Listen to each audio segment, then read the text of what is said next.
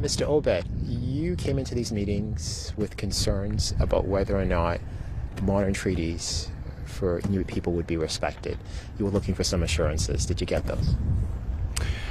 Yes, we had a fulsome conversation that will continue in the afternoon session about the Building Canada Act and also the key consideration of Inuit treaties and the upholding of the provisions within those treaties as a key consideration of this government. So we've had reassurances that the Bill C-5, the legislation, and the listed projects related to the implementation of Bill C-5 will not interrupt the processes under our modern treaties, and that there will be full partnership of Inuit within these processes. Okay. Can you maybe just unpack that for us? Because there was a concern before, now it seems like that's gone, which is pretty substantial. What did you hear that gives you that feeling of assurance? From the Prime Minister to Minister LeBlanc to Minister Hodgson, Minister Chartrand, Minister Goldmasty, all of the ministers that will be responsible for the implementation of the Act, and then at the Prime Minister's direction. He was unequivocal in stating that this legislation will not interrupt the processes that have been set up under our modern treaties when it comes to environmental assessment, when it comes to project reviews.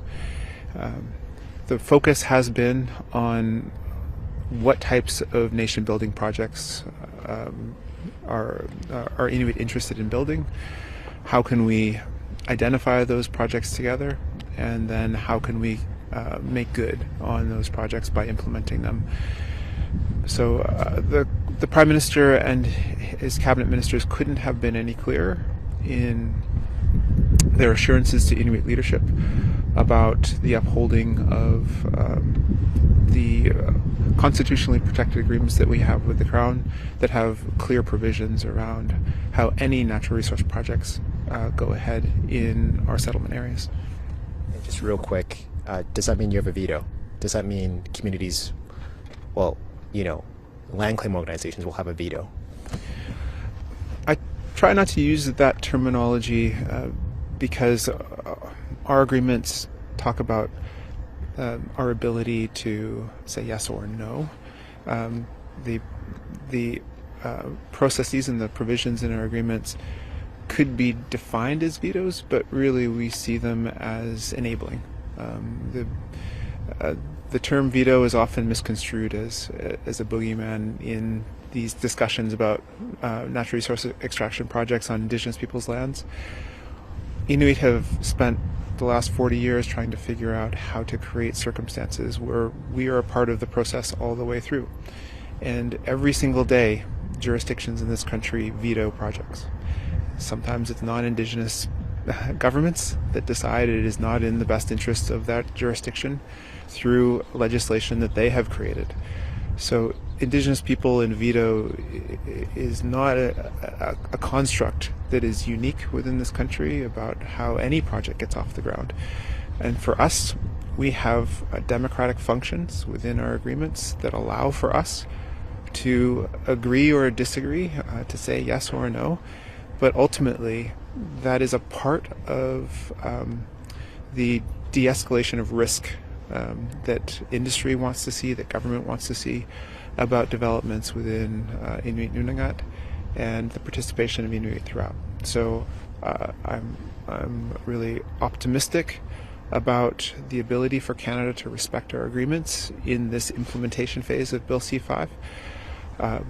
But still, these are early days, and we look forward to the conversations ahead. Your next interview is here. Do you have one more question before we go? My colleagues might have questions. I wanted to ask you about the Arctic Ambassador too, but I'll let my colleagues. Yeah, so I just had one question actually on the Arctic Ambassador. I'm wondering if you or the ITK overall had any say in who the Prime Minister chose as Arctic Ambassador and what you make of his choice.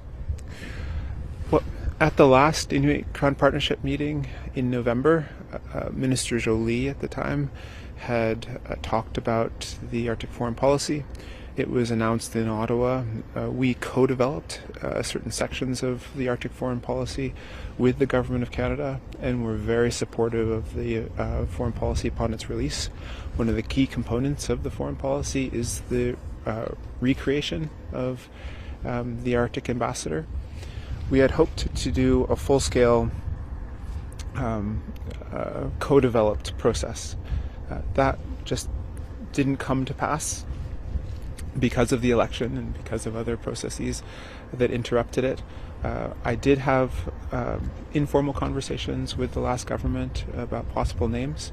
The Government of Canada has run with those possibilities and ultimately has chosen Virginia Mearns. I'm very pleased with the choice of the Canadian government. I think Virginia Mearns is going to be an incredible contributor in diplomacy at this point in time for Canada, and she's an Inuk from Nunavut, so also will bring that Inuit perspective to any room that she's in, whether here in Canada or abroad. So just really quickly, was Virginia part of that list of names that... Yes. Okay, gotcha. All right, I think that's all for me. Mr. Obed, thinking of a local perspective, in the conversations of Arctic security, our locals are more focused on wanting to ensure, like, addressing our housing crisis, the drug crisis, mental health crises, even just access to their own entrepreneur development. Do you know if these conversations are part of uplifting our territories other than just like military might? And if you could explain what conversations, if they are having around that?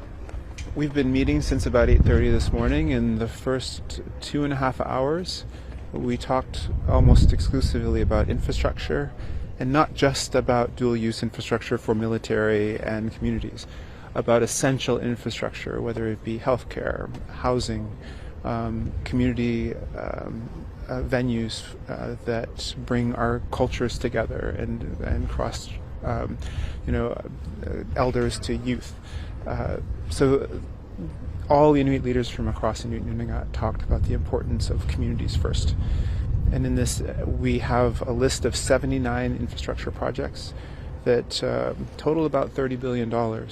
Some of those projects may end up as listed projects under the Bill C-5 legislation, but many of those projects are aimed at just building our communities and thinking about the essential needs of Inuit across Inuit Nunavut. So yes, the community perspective and the urgent needs, whether it be where healthcare is delivered or whether or not you can get the full suite of programs to graduate from high school in your community, or the need for an Inuit Nunavut university. All of these issues were brought forward to the ministers and the Prime Minister, and we believe that we've been heard. Thank you. Great, thanks.